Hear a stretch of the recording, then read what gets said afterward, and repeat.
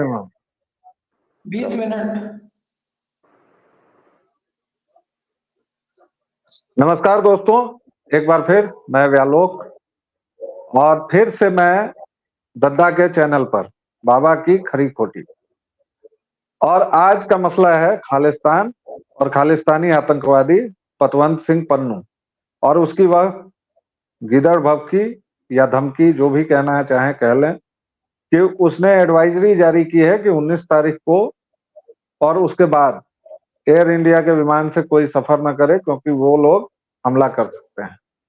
दद्दा से इस विषय पर, खालिस्तान के बहुत सारे विषयों पर, आयामों पर बात करेंगे।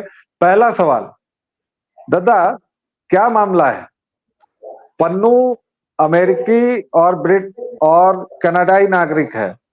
जस्टिन ट्रूडो एक आतंकी निज्जर की हत्या के बाद उन्होंने भारत जैसे देश पर सीधा इल्जाम लगा दिया अपने संसद में, पप्पू की तरह। और अभी वो अपने नागरिक को यह नहीं बता रहे हैं, यह नहीं रोक पा रहे हैं कि वह खुलेआम भारत की संप्रभुता को चुनौती दे रहा है, आतंकी घटनाओं की धमकी दे रहा है। क्या माजरा है? नहीं, एक तो व्यालोक भाई, एक तो उसने एडवाइजरी नहीं दी है, बाकायदे धमकी दी है जी। और उसने धमकी जो है वो ये दी है कि 19 के बाद जान माल की हानि हो सकती है, एयर इंडिया के विमानों से ट्रेवल ना करें। और सिखों से कहा है कि ना ट्रेवल करें, हिंदू कर सकते हैं। मतलब वो जान माल बचाने का जो उसने जिम्मा लिया है वो सिखों का लिया है। हिंदू की जान माल जाएगी या किसी कनाडाई नागरिक की और किसी उसकी धर्मावलंबी की जाएगी तो उसको, उसके लिए वो चिंतित नहीं है। अच्छा, दूसरी चीज है सर कि इसमें जो सबसे परेशान करने वाली बात है ना, वो ये है कि पूरा कैनेडियन समाज चुप है, पूरा अंतरराष्ट्रीय बिरादरी चुप है और कनाडा के किसी भी मीडिया ने इस धमकी की चर्चा नहीं की है। कनाडा में एकदम पिन ड्रॉप साइलेंस है इस विषय पे। सबसे बड़ी समस्या ये है। और सर इसको हम कोरी गीदड़ भभकी कह के कारपेट के नीचे नहीं छुपा सकते। एक तो ये गीदड़ भभकी नहीं है, पहली बात। और दूसरी बात है सर, जो कनाडा अंतरराष्ट्रीय मंचों से या अपनी संसद में एक गैर जिम्मेदाराना बयान भारत जैसे जिम्मेवार देश पर लगा रहा है कि आपने कनाडा में घुसकर हमारे एक निरीह नागरिक की, अ पुअर प्लम्बर की, आपने या आपके एजेंट्स ने उसकी हत्या की, करवा दी, जिसका उसके पास कोई प्रूफ नहीं है, पर उसने एक अपनी संसद में यह आरोप लगाया। और आरोप भी एक प्रधानमंत्री ने लगाया। वही प्रधानमंत्री जिसको अपने नागरिकों की चिंता है, उसको यह चिंता नहीं है कि उसके नागरिक किसी अन्य देश में आतंकवादी गतिविधियां कर रहे हैं, आतंकवादी हरकतें कर रहे हैं, फंडिंग कर रहे हैं और आतंकवादी धमकियां दे रहे हैं, ऑन कैमरा दे रहे हैं, जिसमें किसी प्रूफ की जरूरत नहीं है। तो सवाल यह उठता है कि एक तुम्हारा कनेडियन सिटीजन सो कॉल्ड, वो बेशक हमारा वांटेड उग्रवादी है, परंतु वो सरेआम भारत में एक आतंकी गतिविधि की धमकी दे रहा है। यह आतंकवाद है। आपने क्या एक्शन लिया? ट्रूडो साहब, पूरी दुनिया को यह बताइए कि आपने क्या एक्शन लिया इस आतंकवादी धमकी पे। और इस पर अंतरराष्ट्रीय बिरादरी भी चुप है जी। ये भी एक बड़ी बात है। वैसे जरा मैं उस साइकी को समझना चाहता हूं जो खालिस्तानी गीदड़ हैं। ये गीदड़ तब कहां गायब हो जाते हैं जब तालिबान ने वहां से गुरु ग्रंथ साहिब को वापस लाने पर मजबूर कर दिया। वहां का जो आखिरी सिख था उसको गुरु ग्रंथ साहिब के साथ बाकायदा भारत सरकार को निकालना पड़ा। ये खालिस्तानी गीदड़ तब कहां गायब हो जाते हैं जब पाकिस्तान में सिख माइनर लड़कियों के साथ बाकायदा जुल्म होता है, उनका धर्म परिवर्तन किया जाता है, उनको मुसलमान बनाया जाता है, उनके साथ रेप होता है, मुताह होता है और जबरन निकाह होता है माइनर्स के साथ। ये खालिस्तानी गीदड़ तब कहाँ चले जाते हैं जब जो लाहौर पंजाबियों से भरा हुआ था, सिखों से भरा हुआ था, वह लाहौर वहां से जब इनको काट मार के भगा दिया गया भारत में, तब ये कहाँ थे ये खालिस्तानी गीदड़।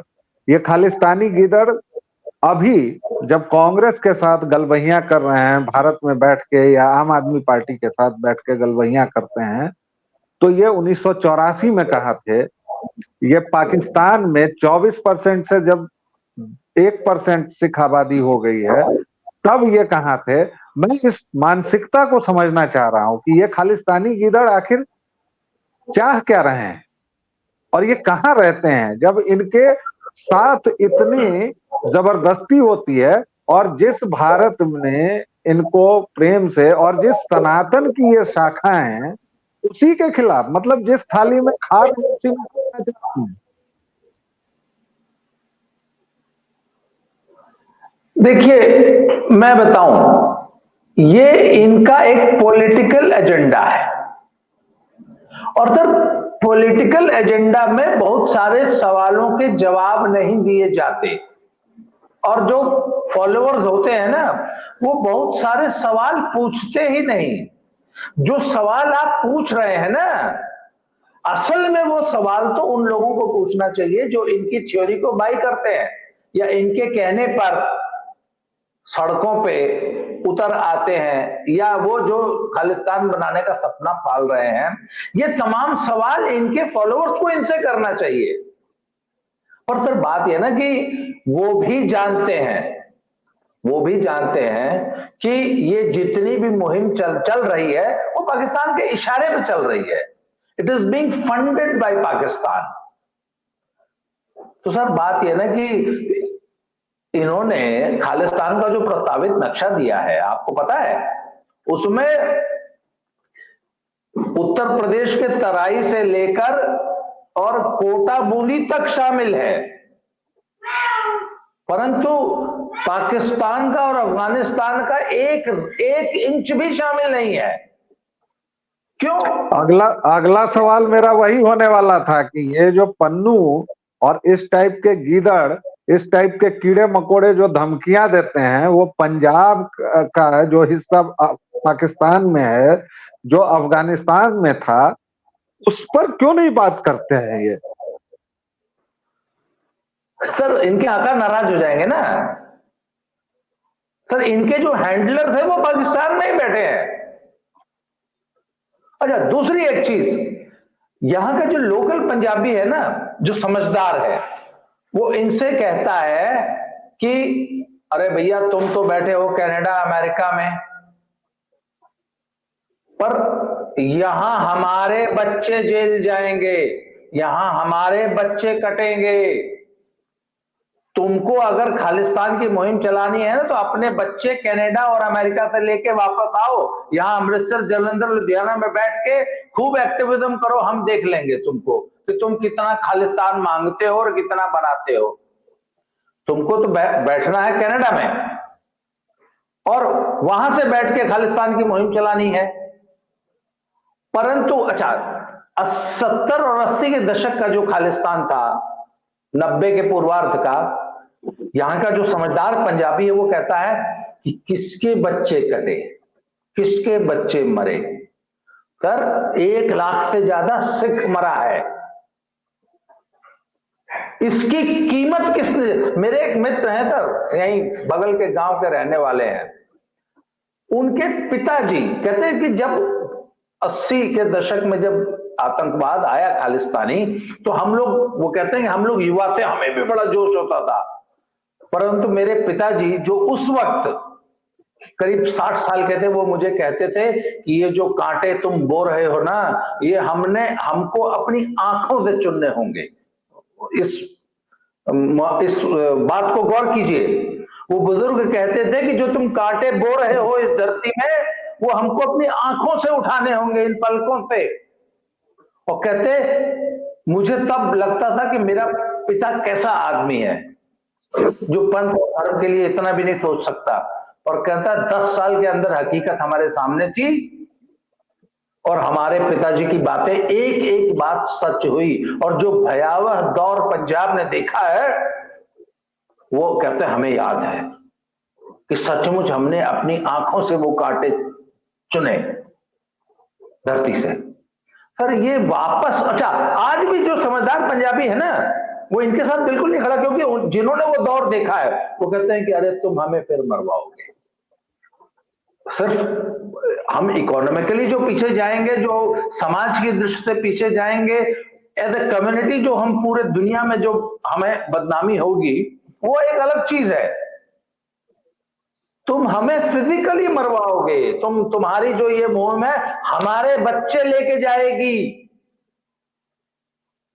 हमारे बच्चे मरेंगे और तुम कनाडा में बैठ के ऐश करोगे। सर बात यह है कि इन सब ने ना कनाडा अमेरिका में अपने अपने गुरुद्वारे बना रखे हैं, वहां पे ये इस खालिस्तानी सपना दिखा के वहां पे बड़ी मोटी फंडिंग करते हैं, बड़े अच्छे 2-4 लाख डॉलर हर महीने, 2-4 लाख पाउंड हर महीने इकट्ठा हो रहा है और वहां पे ये ऐश कर रहे हैं।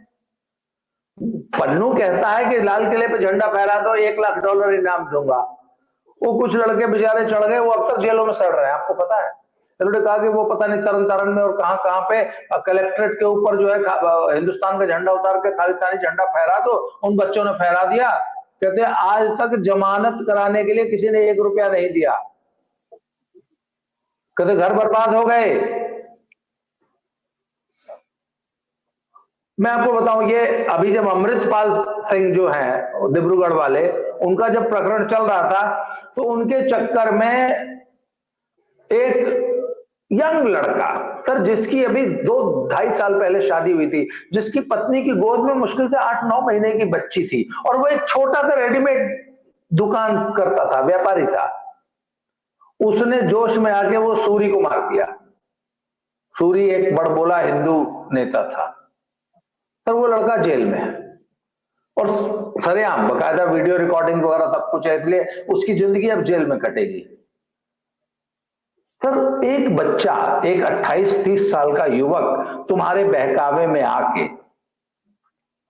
हत्या कर बैठा, और अब अच्छा सर जिस महिला की शादी 2 साल पहले हुई, उसका पति सारी जिंदगी जेल में हो, सर उसके कष्ट को कौन समझ सकता है? पन्नू वहां बैठ के समझेगा उसके कष्ट को? आप बताइए। ये जो लोग इन जैसे गीदड़ों के, कीड़े मकोड़ों के फॉलोअर बनते हैं, उन पर तो अलग से एक बात होनी चाहिए, लेकिन ये पन्नू हो या अमृतपाल हो या जो अभी बब्बर, टब्बर, खालसा और क्या क्या सब नाम ये लोग रखते हैं, मैं ये समझने की बहुत कोशिश करता हूं कि जो सिख धर्म सनातन का एक अभिन्न हिस्सा है, आप गुरु ग्रंथ साहब लीजिए, उसमें काली की उपासना के श्लोक हैं, साखियां हैं, दोहे हैं, उसमें शिव की महिमा गाई गई है, उसमें राम की महिमा गाई गई है।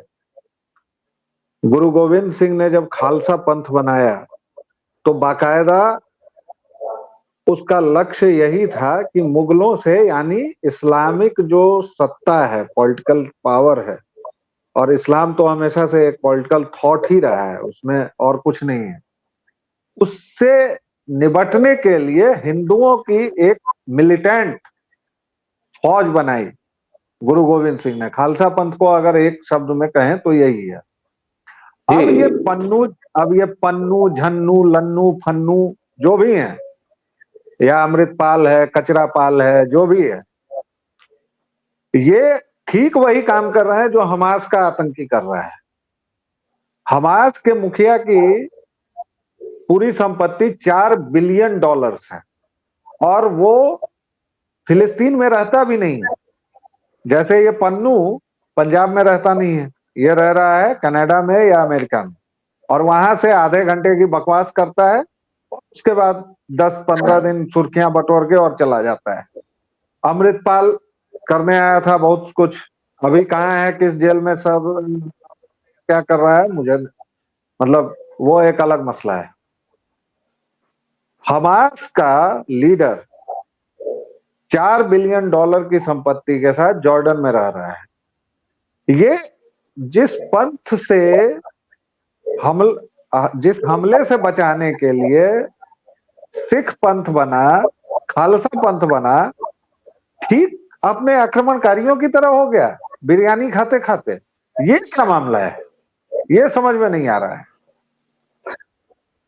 सर। ये चूंकि they are being funded by Pakistan, they are being handled by Pakistan. मैंने बोला ना, इनके हैंडलर्स पाकिस्तान में बैठे हैं, तो ये तो उनकी भाषा बोल रहे हैं। आज जो इनका जो प्रेम उमड़ आया है और जो ये रोजा इफ्तार करा रहे हैं गुरुद्वारों में, या गुरुद्वारों में जो ये नमाजें पढ़वा रहे हैं, अभी इनकी एक आज ही मैंने उस पर भी वीडियो बनाया है। इनके एक रूपी कौर नाम की एक so called activist, so called intelligentsia, so called कवयित्री, पोएट, उसने उसको बाइडेन प्रशासन ने जो 8 नवंबर को दीपावली मनाई गई थी व्हाइट हाउस में, उसके लिए निमंत्रण भेजा। तो मुझे एक तो ये समझ में नहीं आता कि ये बाइडेन प्रशासन को ये खालिस्ताना नहीं मिली थी दिवाली मनाने के लिए। खैर साहब, उस खालिस्तान ने ये कहकर उस निमंत्रण को रिफ्यूज कर दिया कि नहीं, चूंकि आप इजराइल समर्थक हैं, बाइडेन प्रशासन चूंकि इजराइल समर्थक है, इसलिए मैं फिलिस्तीन के समर्थन में जो है आपके इस कार्यक्रम का, दीपावली का बहिष्कार करती हूं। तो उन्होंने 2 पेज की एक ओपन चिट्ठी लिखी है, आप पढ़िएगा उसको। उस चिट्ठी में इन्होंने बहुत चिंता व्यक्त की है कि फिलिस्तीन में इस तरीके से सिविलियंस नागरिक मारे जा रहे हैं, औरतें मारी जा रही हैं, बच्चे मारे जा रहे हैं, सिविलियंस मारे जा रहे हैं। परंतु उस चिट्ठी में एक शब्द भी हमास के आतंकी हमले की हिंसा पे नहीं कहा गया है। एक शब्द भी हमास के आतंक की निंदा का नहीं है। एक शब्द भी उन 1400 इजरायली महिलाओं और बच्चों और निरीह सिविलियन नागरिकों की निर्मम हत्या पे रूपी कौर ने एक शब्द भी नहीं बोला है। उन्होंने एक शब्द भी उन 300 होस्टेजेस के लिए नहीं बोला है जो आज भी फिलिस्तीनी आतंकियों के कब्जे में बंधक हैं। उन्होंने एक शब्द भी उस मासूम बच्चे के लिए नहीं बोला है जिसको उसकी मां के सामने ओवन में जिंदा भून दिया गया, और जब वो बच्चा चीख रहा था उस ओवन में, तो 10 दरिंदे उसकी मां के साथ दरिंदगी कर रहे थे। रूपी कौर ने इस पे एक शब्द नहीं बोला, परंतु उनकी चोली जो है फिलिस्तीनियों के लिए आंसुओं से भीग गई थी। मैंने कहा है, मैंने अपनी वीडियो में आज ये कहा कि इसी को दोगलापन कहते हैं, इसी को दोगलपन कहते हैं कि आपको इजरायली बच्चों की चीत्कार नहीं सुनाई देती, आपको सिर्फ अच्छा। और सबसे बड़ी समस्या इनके साथ एक और है सर, सिर्फ इनको इजरायली बच्चों की चीत्कार नहीं, इनको तो अपने हमारे दशम पिता, दशम गुरु गोविंद सिंह के बच्चों की चीत्कार भी नहीं सुनाई देती। ये सिर्फ 300 साल में इसको भूल गए कि दशम पिता के 4 बच्चों को 15 दिन के अंदर इन्हीं आतताइयों ने जिंदा दीवारों में चिनवा दिया था, उनकी गर्दनें रेत दी गई थी। 7 साल और 9 साल के बच्चे। तो सर, जो लोग मात्र 300 सालों में अपना इतिहास भुला देते हैं और इन्हीं आतताइयों की गोद में जाके बैठ जाते हैं, मतलब आज मात्र 300 साल के अंदर आप कहते हैं कि हिंदुओं ने एक मिलिटेंट सेना खड़ी की थी, हिंदू माताओं ने अपना बड़ा बेटा गुरु को दान दिया था, बड़ा बेटा ही तो दान दिया था हिंदू माताओं ने। जी वो बड़ा और उसके वंशज अपनी उस हिस्ट्री को भूल गए थे सिर्फ 350 साल में, और आज वही सरहिंद की नवाब की सेना के साथ खड़े हैं। विडंबना ये है, इनको ये इतिहास याद दिलाने की जरूरत है कि तुम किसके साथ खड़े हो और किसके खिलाफ खड़े हो। ये है सर सबसे बड़ी दुर्भाग्य की बात। दर्शकों, एक बात जो दद्दा ने बहुत कायदे की कही, और मैं उसको और गंभीरता से और उसको एक वाक्य में कहना चाहता हूं कि जो कौमें अपने इतिहास को भूल जाती हैं उनका खुद इतिहास बन जाता है। और आज ये खालिस्तानी ठीक वही कर रहे हैं। ये अपने इतिहास को भूल चुके हैं और इनका वर्तमान अनिश्चित है। ये कनाडा में कोई 2 कौड़ी का गाना गाने वाला हो या 2 कौड़ी का पन्नू जैसा कोई भी ऐरा गैरा हो, इनके जो मन में आ रहा है वो कर रहा है। लेकिन हमारे जो सिख भाई हैं, पंजाब के जो हैं, उनको ये बात समझनी चाहिए और उनको बहुत कायदे से वो सारे सवाल इन गीदड़ों से, इन लोमड़ों से पूछना चाहिए कि तुम उस वक्त कहाँ थे जब पाकिस्तान में निरीह सिख बच्चियों का रेप हो रहा था, जबरन धर्मांतरण हो रहा था, और तुम उस वक्त कहाँ थे जब अफगानिस्तान में आखिरी गुरुद्वारा खत्म कर दिया गया और वहां से आखिरी सिख को भारत सरकार बचा कर लाई गुरु ग्रंथ साहिब के साथ। ये मसला ऐसा है जिस पर हमने लगातार बात की है, दद्दा भी बात करते रहे हैं और हम लोग लगातार और भी बात करेंगे। लेकिन अब हम छोटी छोटी बातें कर रहे हैं, इसलिए आज के लिए फिलहाल इतना ही। दद्दा, आपने हमें मौका दिया, इसके लिए बहुत बहुत धन्यवाद। आपके चैनल पर मैं आया, इसके लिए बहुत बहुत आभार। सभी दर्शकों का बहुत बहुत धन्यवाद और नमस्ते। धन्यवाद अभिभावक भाई, थैंक यू वेरी मच। बहुत जल्दी अगली वीडियो में फिर से मिलते हैं। धन्यवाद।